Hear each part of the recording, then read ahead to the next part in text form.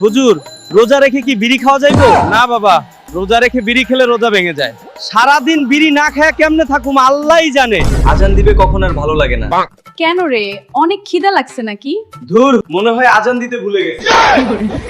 ভাই, আপনার দোকানে কি কি আছে? এই তো ভাই, চপ, বেগুনি, পেঁয়াজু সবই আছে। ভাই, বিড়ি নাই।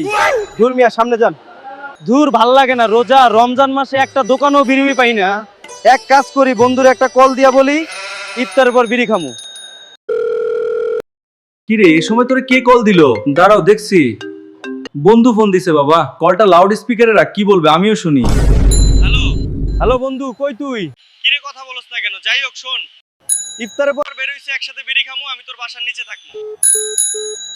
তার মানে তুই বিড়ি খাস? ছি ছি, আজ থেকে তোর বাসার বাইরে যাওয়া বন্ধ। শয়তানটা ইফতারের পর বাসার নিচে থাকবে, আজকে বিড়ি ওর পেছন দিয়ে দিমু। কি ব্যাপার, ইফতার তো শেষ, বন্ধু এখনো আসে না কেন? কিরে, বন্ধুর জন্য অপেক্ষা করছিস?